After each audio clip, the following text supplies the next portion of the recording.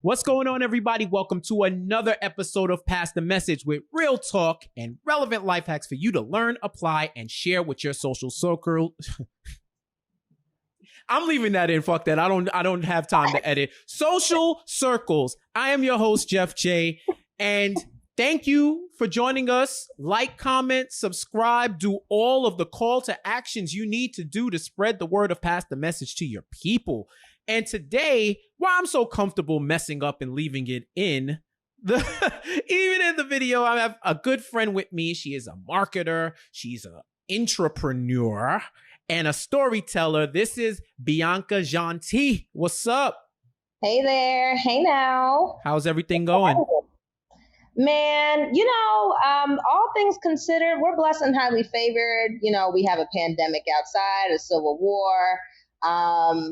And we're just keeping our things together. Right now, I've really transitioned into the home decor part of the quarantine. I see. So, listen, I'm bringing every plant that I have in existence into this frame, okay? Good morning. I love that Black people across the diaspora have done this whole pilgrimage back to plant life. 100%. Yes, 100%. It's gonna look like Tarzan up in here in a quick second. I'm gonna be Tarzan up in here. I'm telling you, man, especially after Black is King, you might see some elephants and some lions and some plants roaming in here soon. Okay, right in between all the artwork in the background. I see it's gonna be Oshun and Mario. You know what I'm saying? It's time for you to go. The greatest duo in the history of art. So let's get into you first off, Miss Bianca.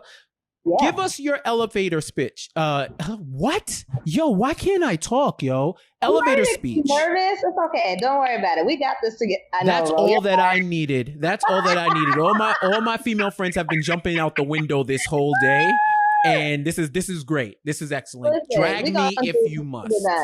Hey. Okay, listen, I'll give you my quick elevator pitch. Yeah, give it to me. My name is Bianca Jeanty. I'm a marketer, entrepreneur, but by heart, I'm a storyteller. What I do is I help full-timers and freelancers really storytell their careers so they can maximize their professional equity with style and integrity. I feel like if there's one thing that I've really just understood around professional development, personal development, and just being in existence, you really need to own your story, and you cannot let anyone else tell it. You lose that leverage. I've doubled my income. I've closed multi-million-dollar partnerships. I even left the company that I co-founded for professionals of color and media. And so at that point, I recognized through all those different experiences, what made me successful was being able to leverage my placement and how I anchored my story as a means to be like, hey, this is what I want, and I'm going to get what I actually deserve. So I want to share that and pass the message with you. Okay, that is all I needed to know. Thank you for joining us. Everybody, the show is over. How did you get here? What was your professional journey like to get you to this point? Man, if I could really just take a nice crayon and really just, break it up into, 55 different pieces and just stomp on it, that's how I got here. But in short, I would say that there are key themes that really started to come out in my career, and I just know that it was very much so just being able to communicate well. I graduated with a biology degree. I'm Haitian. Are you going to be a doctor? Like a doctor, lawyer, engineer, like lawyer. Whatever you want to pick. And honestly, that just wasn't my ministry. Like I did a dental internship. I was in somebody's mouth and I was just like, wow, I really lied to myself on this one. And so, honestly, transitioning from college and going over into the real world, just recognizing that I needed to be able to tell my story. I got kicked out of college. That's number one, for a whole hazing incident at school. Right. And so then I got kicked out, got pulled back in. And so once I was able to work myself back over into school, I started to recognize that I needed to be able to tell the story about why I was a good person. And that's honestly where it really started in that transformative year when I turned 21. From that point on, moving forward, it was like, okay, I graduated, I have my degree, I got all the things. My parents don't think I'm crazy anymore, right? I knew that I did a pageant called Miss Black Penn State. And so won the pageant, and then in winning the pageant, I actually did a women's health festival.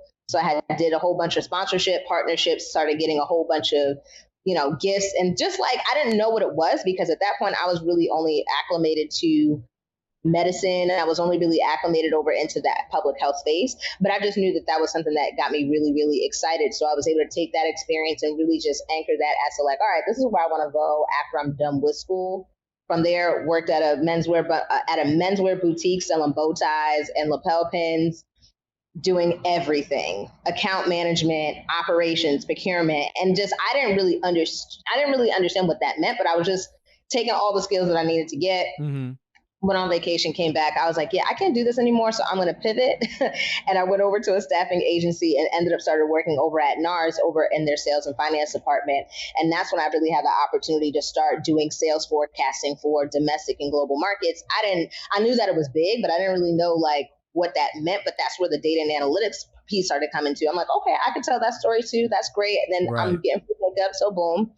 And then at that point, that's when I actually made it over to working at Warner Media, now what was previously Turner Broadcasting. Mm-hmm. And so in that's where I started to really get into advertising. I knew that once I graduated, I wanted to be in advertising, even though I had this biology degree. But what I really did was I just started leveraging people over on LinkedIn, reaching out to them. Hey, do you have 10 minutes to talk to me? I'm really looking to, you went from this point in your career to this point into your career, and that's exactly what I want to do. I would love to learn more about how you did that. I did that over and over and over and over again. All those informational interviews gave me the language to be able to go over into that meeting, into that interview. And they were like, you know what, I rock with you. Let's do this. And they gave a shot on me. And now at that point, moved forward over into working into research and data over at Nielsen. At that point, I recognized that there was not a lot of melanin over in corporate America. And so that really ignited me to help co-found a media and HR startup, which would start out as a group chat. And so now that's how I ended up landing here. After exiting, I recognized that I've seen hundreds of resumes. I made hundreds of referrals, worked with hundreds of partners, and I saw that people had the experience, but they weren't really packaging it. They weren't telling the right story over to the person that actually wanted to pull them in. And so that really honestly inspired me to say, you know what, maybe I need to kind of start telling that information and make that into something that's more of a digestible resource. And I was like, let me just put together a playbook and just call it y'all hiring, because I know that's really the question of 2020 at this point, knowing that how many companies are really either folding, they're going through layoffs, they're going through quarterly earnings. I know that Q2 earnings probably came out just recently, so people over here are a little bit shook. Right. Okay. But I recognize that there are people that are still hiring. As grim as the circumstances look around us, there's still opportunity. We just have to reframe and just understand what ingredients do we have in our kitchen so we can actually make the right recipe. Yeah, it's between y'all hiring and who all going to be there, especially in COVID. It's neck and neck. That's a 7-game series right now. That is very much so it. Yes. Who all going to be there is, especially particularly when you get a little bit more senior in your career. That's important, because you leave, if you could ask anybody why they left the company, not anybody, I would say I would give it like 80% of people that leave companies because of the people. Mm-hmm. Their manager, not because the company was that terrible. It was the manager, or maybe they lost, and then they start to see the other opportunity kind of just not be there. Right. But now for me, if I'm looking at new opportunities, I'm looking at to see who all gonna be there. Does this person have a network? Do they have a background that inspires me to actually want to be there? Do I want to learn from them? Because that's what's going to keep me motivated to actually stay there, you know? Yeah. And a couple of things from you that you said. One, the power of LinkedIn is real. If anyone doesn't know that, I've gotten a job off of LinkedIn before the recruiter reached out to me. So LinkedIn, utilize that. That's one of the best resources. I know with all the happenings in the world, it's kind of turned into Twitter 2.0 with a tie on. But Jimmy from LinkedIn. Okay, listen. It's either Bob from marketing and Jimmy from LinkedIn. Those are the two characters of 2020 right now at this point. We could describe the caricatures of 2020 as them two people right now. Let me tell you, Jimmy was gonna give off this welcoming, friendly intros on LinkedIn. You're gonna get all of that. The second thing I would say is your journey is unlike anyone else's because it's your own, but it's similar to everyone else's because it doesn't go point A to B. The job journey, life journey really too, but the job journey is like a role-playing game where, you could play the game linear and go from A to B, but more often than not, you go on these side quests and these side missions that enrich your experience. So when you eventually get to that destination, you're stronger, you're wiser, and you know how to apply yourself. Absolutely. And I would make a bet that right now the world needs more people that have crazy diverse backgrounds so they can look and solve a problem from a different vantage point. Right. I know that there are people that are looking to pivot industries. They're like, you know what, how do I package my experience if I've either worked in finance or if I've worked in travel or if I've worked in these industries that may not necessarily make sense to go into tech. I know that tech is a very sexy industry that people want to go into, particularly because of the stability of it. But the reality is they need people that are able to look at these problems that they have from a very, very different vantage point, because there's something that happens over in meetings called groupthink. Everybody won't sign on and say the right thing. Okay, well, this is how we normally do it. You need that one person that's going to be like, okay, but what about this? Because if we try this, we know that this is the standard, but this is how we can actually test to see where we can go from that different vantage point. And I really want to encourage people to really use that.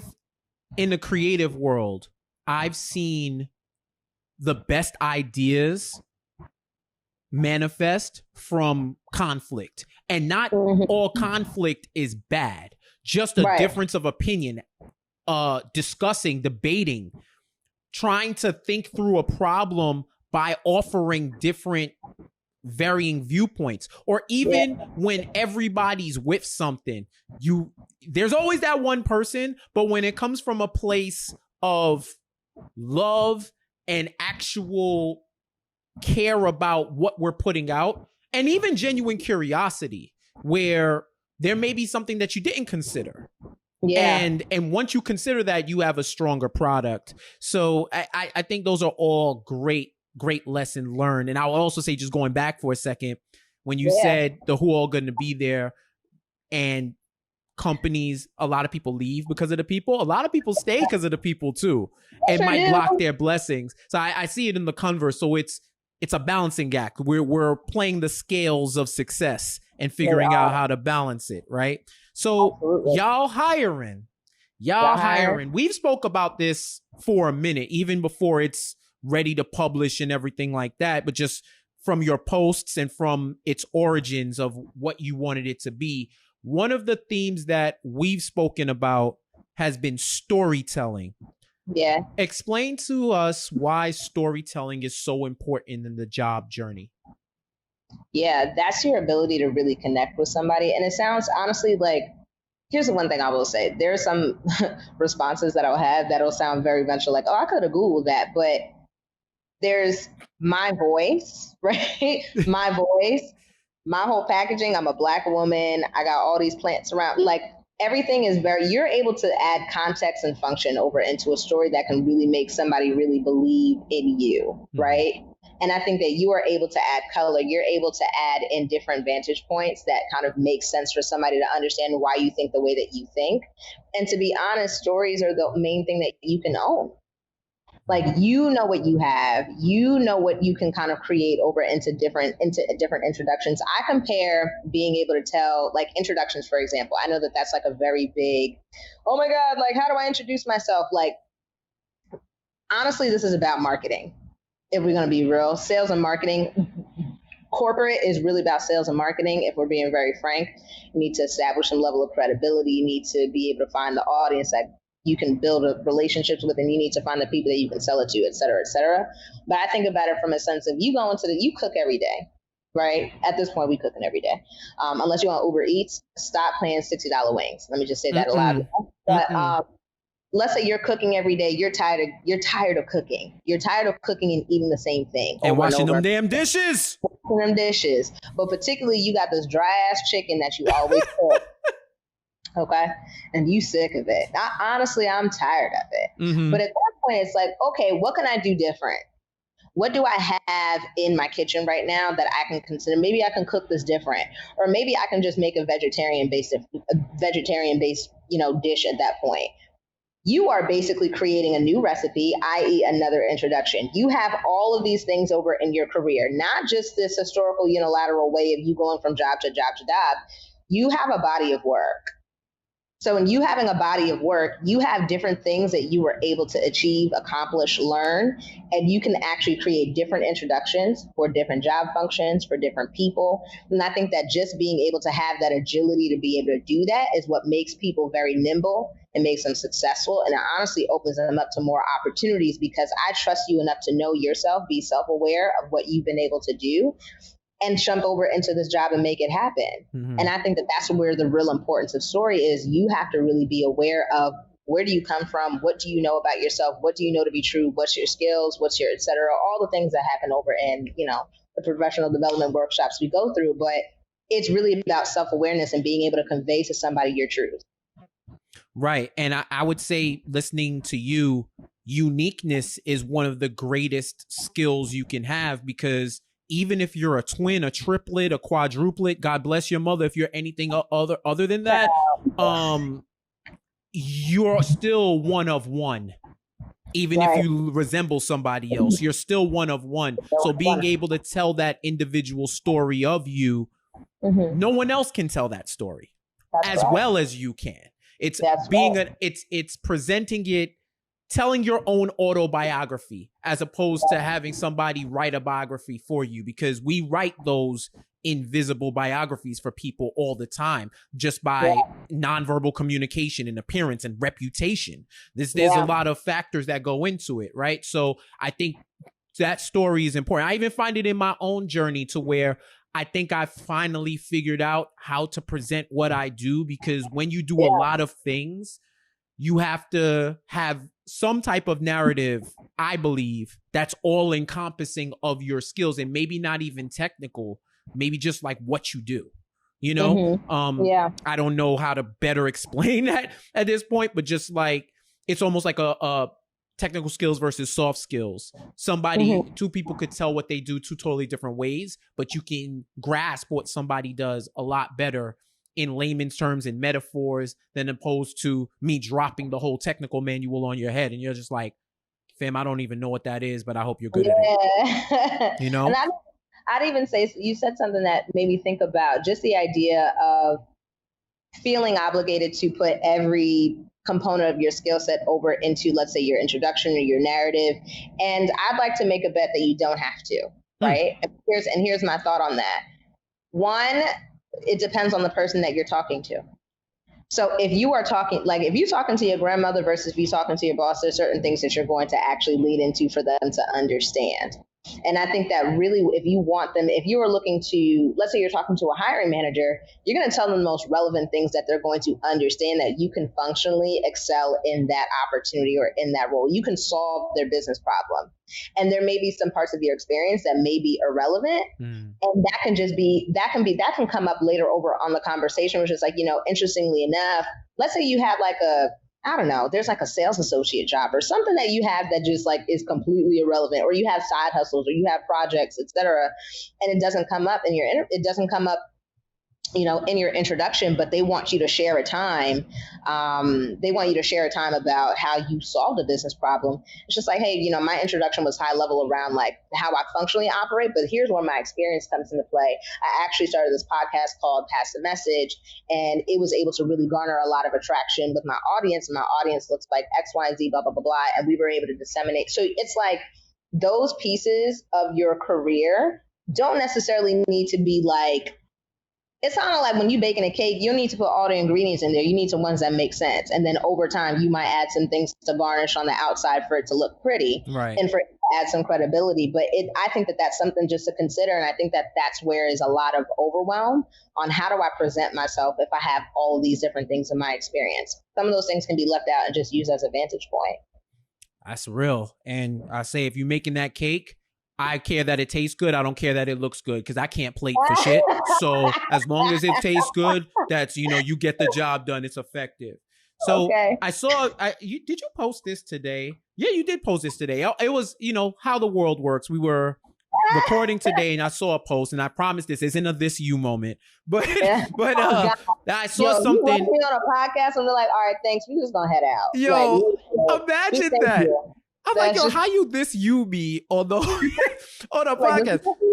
But this is something that I saw that you posted, and I was reading it. I was like, okay, this can roll right into what we're going to talk about today. First of all, you had a bar when you were talking about questions that you ask yourself when you're being like insecurity around your career, and how some people can block their blessings because they think they put up barriers that probably don't even need to be erected when without actually acting. And you said something, you at verbatim, you said, for my quote, I'm just being realistic, end quote, squad, keep it real and see if your realism is keeping you small. I am not going to lie. You may take Della for the quote king, queen title right now. I was like, whoa. Coming for your crown, okay? Listen, I was like, I don't even have pearls, and I was clutching it. And I was like, okay, this is what it is. So you spoke about a workshop that you did called The Power of Choice, when you talk about technical confidence, relational confidence, and influential confidence. Are these, first of all, are these tenets that are in your y'all hiring playbook? And if so, can you speak about why those are important? Yeah. And so here's one thing I will say about y'all hiring, and just even for myself as it stands, like all the things that I'm putting in there, I've either done them or I'm actively doing them just to learn or expand my skill set in some way, informational interviews, et cetera, et cetera. And in particular, the workshop that I did that honestly was, ignited through the company that I work for right now. It was so interesting the way that it was framed to me around why are there so many people that will get jobs or opportunities and they just they're not even really good at what they do, right? Right. And in particular, when it comes to Black and brown professionals, I've noticed is we steer away from certain elements of corporate America. Ooh, I don't really do corporate politics. I'm gonna keep my headphones and just do my work. And how much of a disservice it really does for us. And it wasn't really framed to me as to how it was a disservice, because honestly, there was a big part of my career, even I would say a couple of years, that I did that because there were certain situations that happened and I just resented the company. I resented my managers, and I resented people for it. So I was just like, you know what?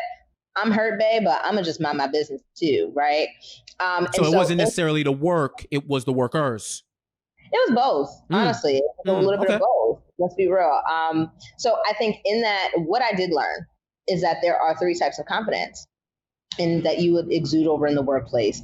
There's technical confidence, and that's your ability to really show how intellectually savvy you are, and your ability to perform and just do your job well, right?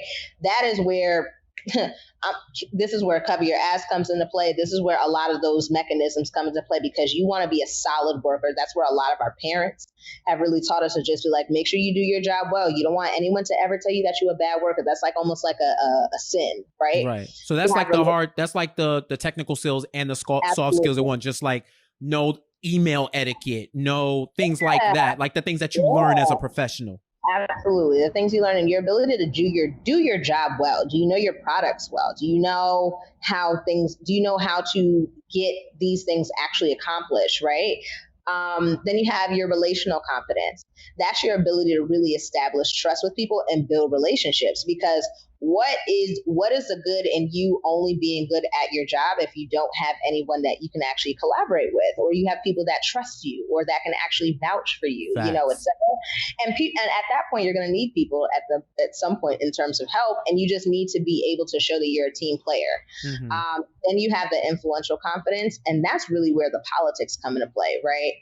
I put that in air quotes. That's your ability to get things done, push through ideas, and actually make it happen. And so when it was explained to me that way, I was like, okay. But then there was a second layer to it. And it's just like your technical ideas, your technical confidence is where you get all of your good ideas from. Mm-hmm. Your influential, your relational confidence is where you actually sell your ideas to. These are the people you tell your ideas to. And then your influential competence is how you actually make it happen, because you have an ecosystem of relationships now that these things will actually happen. You have vouchers. You understand you understand the land of the law, and you understand whose strings and what relationships you need to lean on in order for something to happen. I think that there's a lot of emphasis. I'm going to speak from my experience and just some of the experience I've had with some of my peers and some of my friends, and just interviews and just conversations I've had in general is there's a lot of emphasis that we lean on our managers to, our manager, or this person over here. It's just like, okay, we need to manage up, and then we also need to manage our own relationships. Who can actually make something happen? And let's play chess. Let's not play checkers. Right? Let's play chess. If you are able to lock in 3 relationships with people that they love your idea, you have buy-in, now you can actually show that you're doing some level of land work so you can push these things through when you present it over to your supervisor, your director, your VP, et cetera, et cetera. And then just understanding what it means to have a very good standing reputation among people. It makes ideas and some of those projects easier to execute.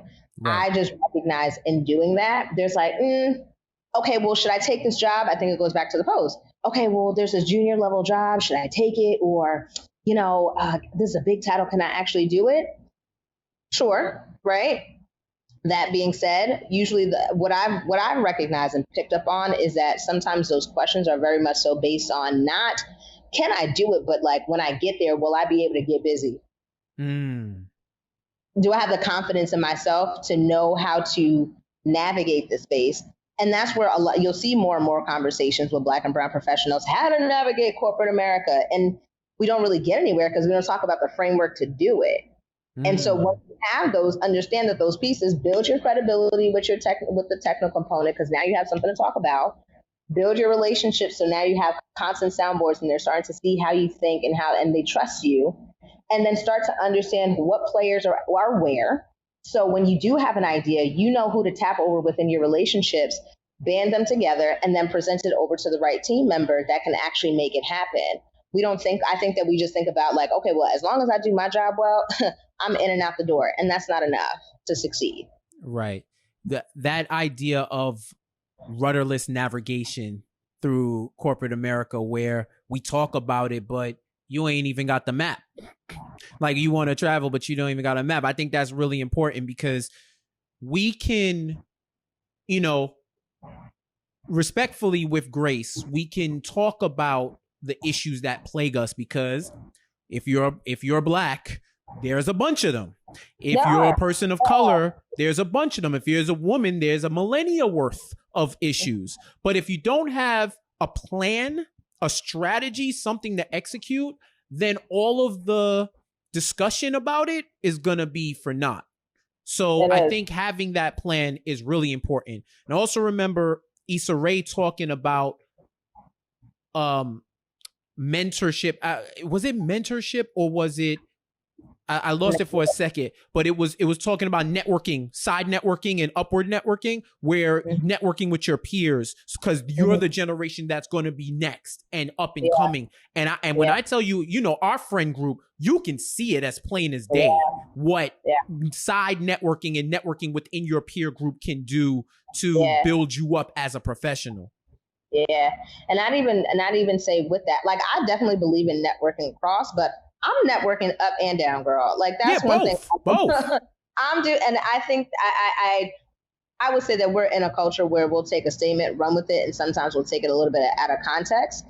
I would say that even in networking up, you need mentors and sponsors, because there's a reason why, if we're networking across, some of these people that we are networking with are not in the rooms of where we need to be in order for us to all eat. So we socialize and we not networking.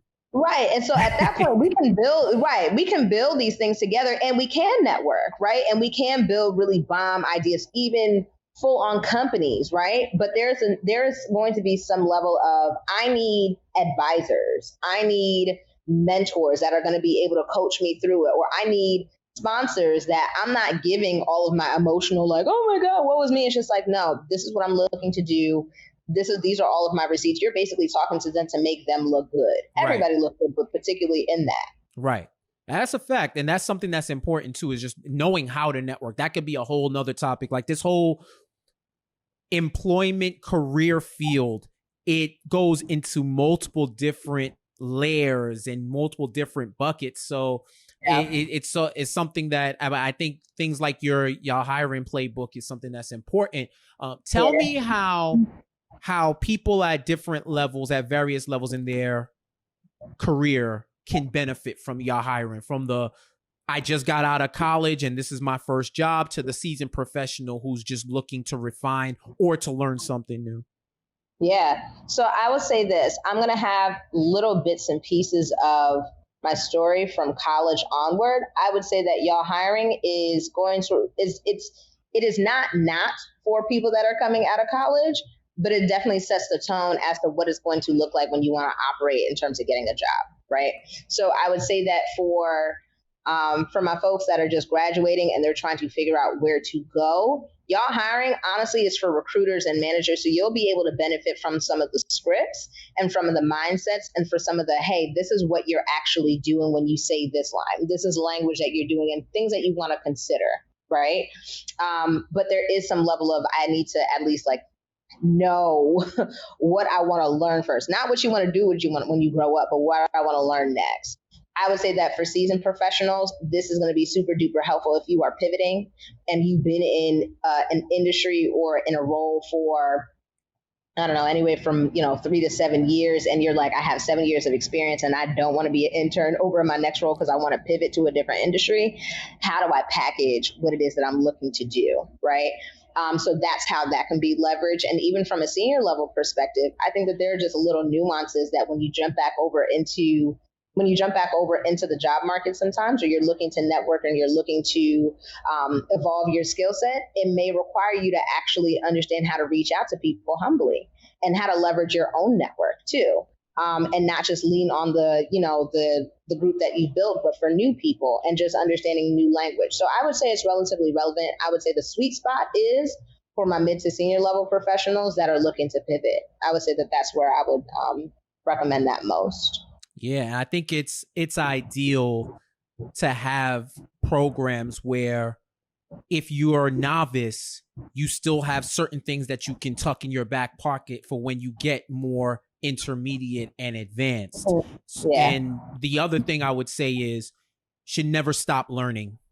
Because when you stop learning, you stop living, you stop growing. Your brain literally stops developing if you're not learning new things, and all the synapses and all of that stop growing and stop flowing. So you lose brain functions when you're not learning things that are new in all types of areas. So I think it's a fool who thinks they have nothing else left to learn or what they're doing is good enough, because even the greats refine their skills. And it's just like the practice of distillation. You're trying to purify a liquid. So what do? You go through the process of separation, combination, until you have that as perfect or close to perfect substance as possible. And that substance for us is our career.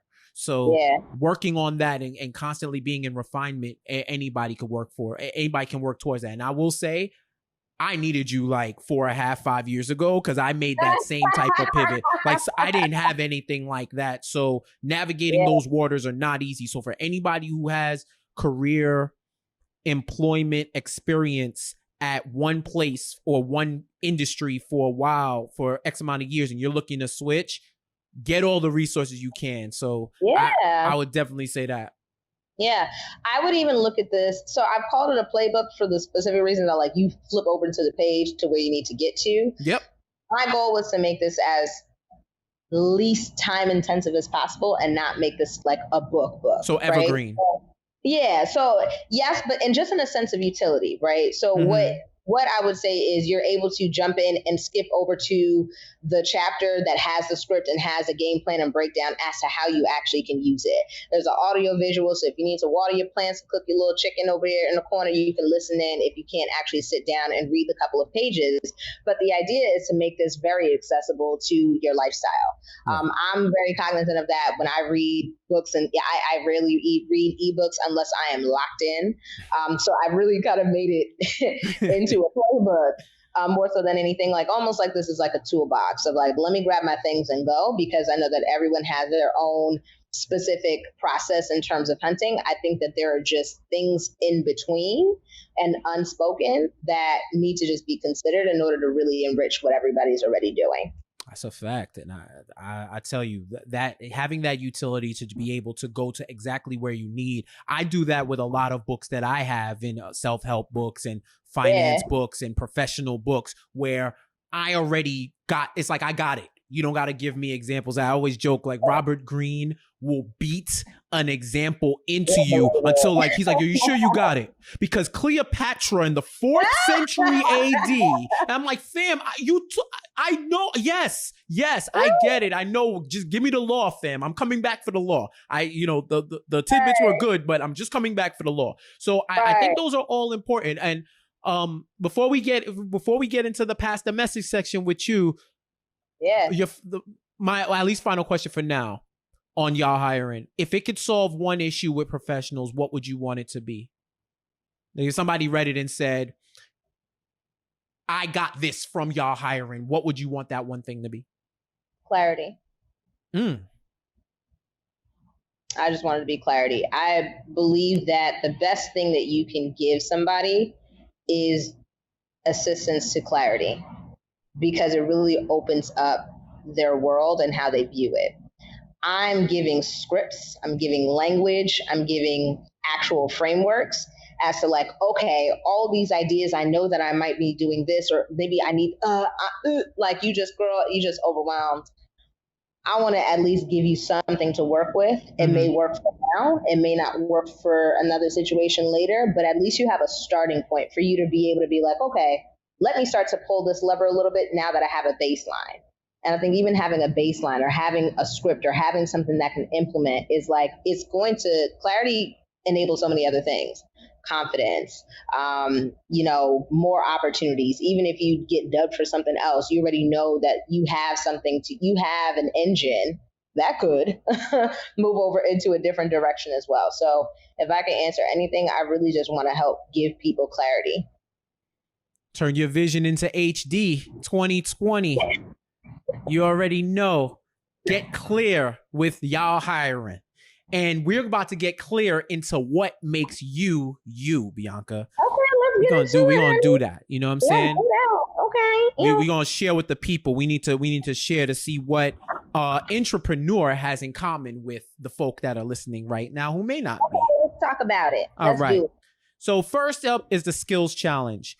Give me a skill that you have in your profession that you think anyone can benefit from using in their life. I'm going to say storytelling, but that's essentially it. Okay. But here's what I say. So by function, I say storyteller, and I know that somebody listen to me like, girl, what is this going to do? But by function, my career has been anchored in sales and marketing. Marketing from a sense of being able to take a whole different number of components, find the right audience, package it, and sell the right thing that's going to resonate with them, looking at the data. So all these different pieces. And then sales is being able to convert that person. Storytelling is really, in essence, that from very much so an emotional and a personal standpoint in my lens. So storytelling, you will be able to, drive down the APR rate. So some of y'all credit cards, you're able to package and you can negotiate your rent. I was able to do that. You were able to do a lot of things by telling the right story and having the right premise to actually get what you want. I'm not saying finesse people or embellish. I'm literally just saying you can have a case. Mm-hmm. Yeah, and you know what's funny about that? I actually reading up on whatever I was reading. So I read so much stuff nowadays. Like if me from 20 years ago looked at me, he'd be like, is everything okay? But with the way I read, but it's the art of rhetoric. Yeah. And a lot of times people use it in a negative or mocking way, but there's actually an art and style of rhetoric, which is how to converse with people. Yeah. And how to talk and how to use your words and how to present yourself, how to make a compelling case in order to get your point across and to persuade, right? It's not really, not from a negative point of view, but to be able to tell that story. And I think rhetoric and storytelling are synonymous with each other. And in fact, probably have a symbiotic relationship because you can't tell a story if you can't talk. Yeah. That's right. trash. If I don't understand you, fuck is your story. That could be the best story. You ever had a friend that told that have the dope stories, but they just can't get it out, and you the one that always has to jump in and fill in the blanks so that people get the punchline, or we gotta fast track them so that they can get on with it? Like, yo, tell them the funny part now, all right? Right. I'm definitely that friend sometimes on both sides. So it's all good. It's all good. Everything is okay. It's a safe space. We ain't gonna judge you now. All right. So let's talk passing the message. Give me a quote, a saying, something that anyone has told you or wisdom that they've imparted on you throughout your life that you've passed on and utilize in your daily life.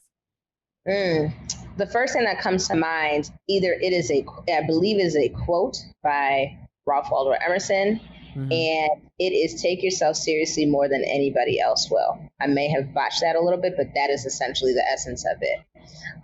And even for me in this experience, was transparently like creating a solution and presenting it to people. I know that people are like, oh my gosh, it's so brave. And it is. I'm like, there are times where I'm just like, oh my gosh, I can't believe I'm really like compiling information from my head and sharing it with people, and people kind of fuck with it, right? And when I say people, it's just I recognize like what my audience is responding over to, but I can't make other people care about it if I don't care about it, if I don't take care of it. That goes across so many other things.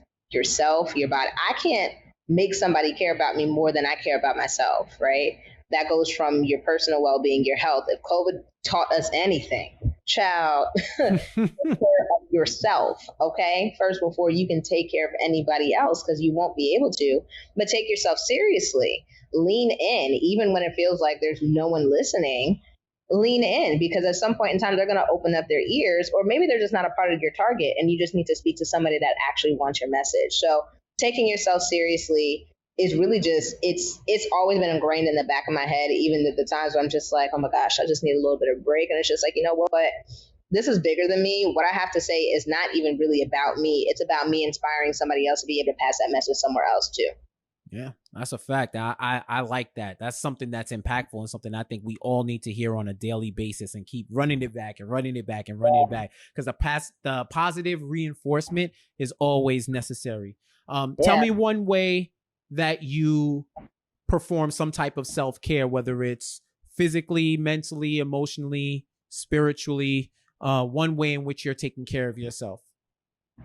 So there's so many ways. Oh my gosh. But I'll pick one that I've been the most consistent with, and it has been prayer and meditation every single morning. So as soon as I get up, I just recognize I need to give myself an hour to just get my mind right. So I'll run right over into Headspace. I will avoid Instagram and Twitter by any means necessary, but I'll go straight over to Headspace. I'll sit down and I'll just let my brain just recalibrate. And then going through that headspace of a guided meditation, I literally just pray. And I pray and I go through all the things that I'm grateful for. I thank God for just waking me up, because, hey, we're on borrowed time. I thank for my house, my apartment, for my friends, for my family. Gratitude. Gratitude. I just go through anything, even as I'm happy that I even had green tea for me to do. But then I go through just areas of what am I feeling the most unclear about right now? Right? So if there's something that feels uneasy that I haven't come to some level of resolve with, I either take that time to just ask for clarity or use that opportunity to get clear on what may be a direction, and I act and I commit to acting on it, even if it's the wrong decision. I get centered with myself first. Yeah, you know what? That's probably why I was stumbling and fumbling. I forgot to meditate today. Today was kind of busy. I just thought about that now. When you said meditation, I was like, I knew I forgot something today. Stressing me. It was right in the back of my head too. So yeah, that's something that's good. And I think that's something that I also want to put an emphasis with in doing this show is taking care of yourself in any way that you can, because all of these tips, all that y'all hiring stuff is great. But if you don't got a body, what you gonna do with it? Yeah. You know what I'm saying? You gotta get the mind right a little bit. Yeah. You gotta get the mind right a little bit. I think that has been, and then working out, right? So I think that those are other things, but you asked for one, so I'm gonna just, yeah, we could be here. That's why I had to, trying to make the show more efficient. When we talk about self-care, that's a whole nother show. I'm like, damn, I have to do a side show. Right, so we lean in, but let me do. Right. Definitely. So before we go, I'm gonna ask you some questions. I'm gonna get in your business. This is me getting in your business. So it's these are questions I want to know where your mind is at. So what's the item you're most thankful to have right now? The item, physical item. Anything that we can make it physical. You could make it abstract. You know what I'm saying? Wow. My patio set. Actually, no, my couch. This little baby right here. Mm-hmm. It's a long time coming. I've been cussing out the unnamed furniture company for my couch for quite some time. Just go to Twitter. And when I finally got it, baby girl, she is a great Saturday afternoon nap couch. Her name is Miranda. Welcome. Okay.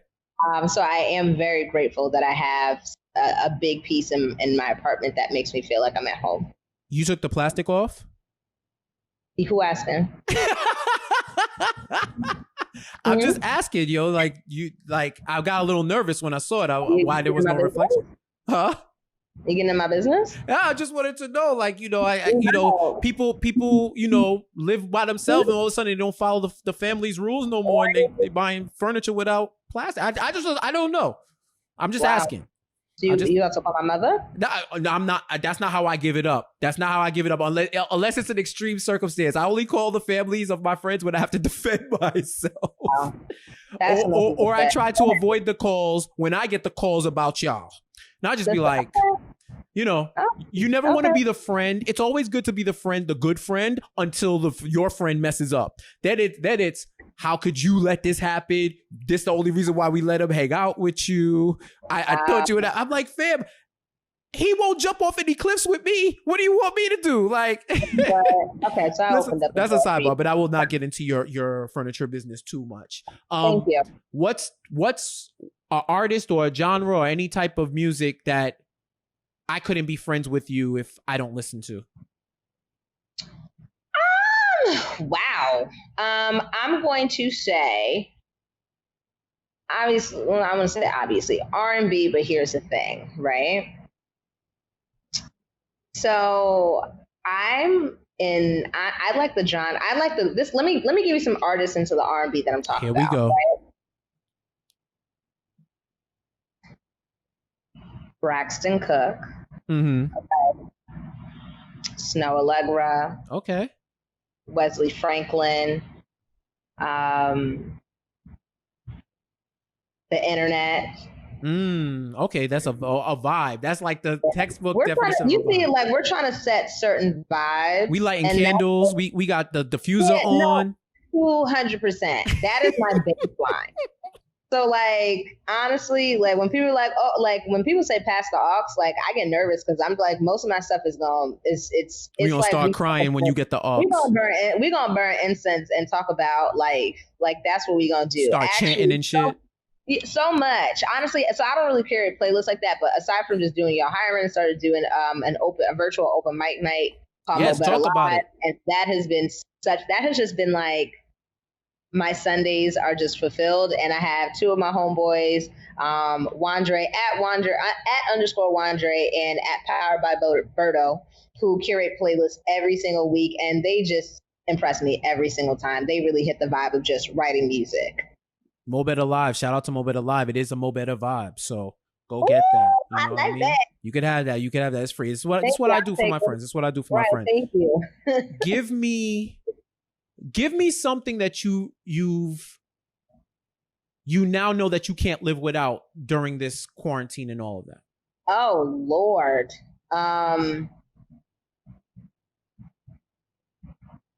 During this quarantine? Just like this whole fucking 2020. What has been something that you've said, like you woke up and you said, I realize that I can't live without it? It's between two things. It's between my patio furniture outside, because now that we can't go anywhere, like I'm always outside. Now her patio is lit. In my backyard. And then flowers. I really just enjoy. I'm a flower mom more than I am a plant mom. And seeing lilies bloom and have my entire apartment smelling like flowers, or just like having things that just you see them evolve. Because I just compare that to life. Like you have these little buds that are closed up, and then by the end of the week, glow up, sis. I hear that. Listen, once I get into plant Twitter and flower Twitter, and when I get into that, you're gonna be like, yo, this motherfucker, y'all let him buy plants. Honestly, there's a part of Twitter that really just hate that people are really just engaged with plants. I mean, they hate everything. That's Twitter. It's just like, that's just such a terrible way to live. Why are you so upset? You hate something that literally is alive and gives you oxygen to live. It gives you oxygen, girl. But then again, I'm proud of Twitter, because if Twitter didn't hate plants, I would say that Twitter is evolving into something else. Because I forgot what it was that when I was like, oh, Twitter has hit peak Twitter, when it was like something where I was like, how could you hate XYZ? And somebody will hate it. All right, so finally, give us a binge or a book recommendation.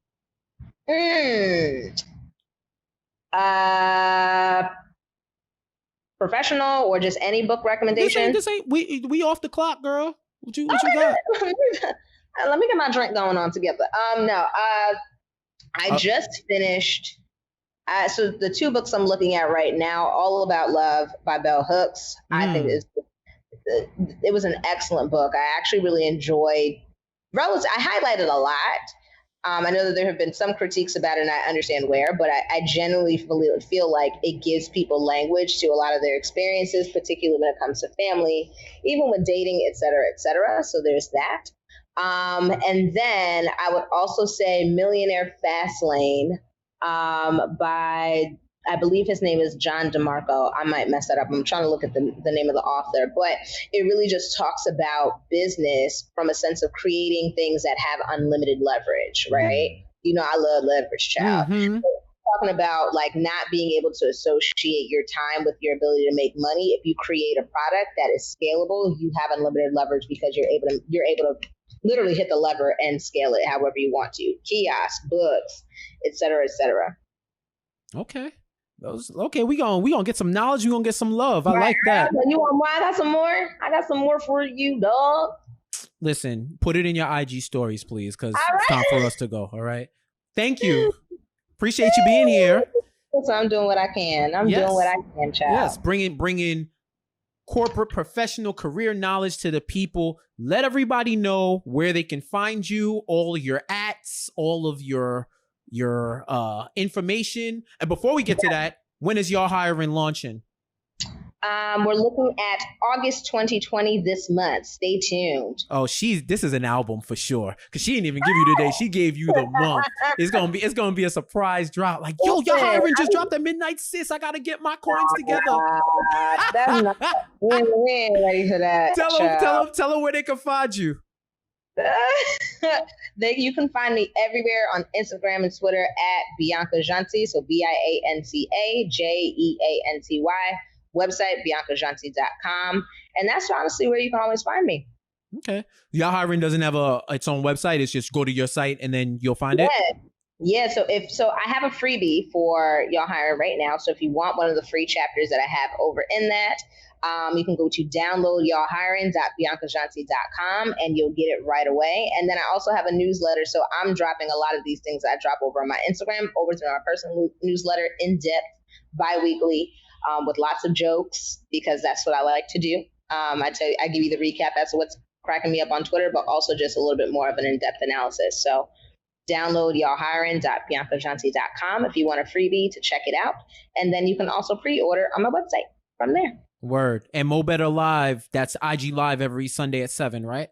Every Sunday at Sunday start with Mo Better, even if it's at 7, okay? Eastern, because you know we global. Listen, Eastern Standard Time, 7 o'clock at Mo Better Live. Again, we are open mic night for undercover creatives. So if you kind of write nice on the low, or you might sing on the low, this is for you. We do 4-minute writing prompts, and we just share imperfect work. We don't trash our work. We just share what we got, and then we have a formal open mic if you have any finished work. So all inspired by Mo Better Blues. Shout out to Spike Lee. This woman got a lot going on, yo. I'm like, damn, this is a lot, but it's good. It's a But it's just, honestly, I'm just here for the playbook. But if you want to get busy, you want to put pen to pad and be a rapper, meet me on Sundays. Like I got bars. This is why you don't bring Haitians on your show, because they will talk to you for 5 hours and you like, fam, I gotta eat dinner. Like, what's going on? But I appreciate you. All jokes aside, madam, I appreciate you. And I appreciate y'all. Everybody who tunes in, listens, who have passed the message literally to your friends and to your family. If we're helping one person, we're helping all that we need to help. So let's just continue to like, comment, subscribe at Pass Message Show on Instagram and Twitter. Pass the message on all podcast platforms and on YouTube. You can find it. I'm at Jeff J Says. You find me, you'll find everything you need to know about the show. And always remember, learning is good, applying is great, sharing it is even better. So take these words home, think it through, and when you're done thinking, pass the message. We're going to talk to you.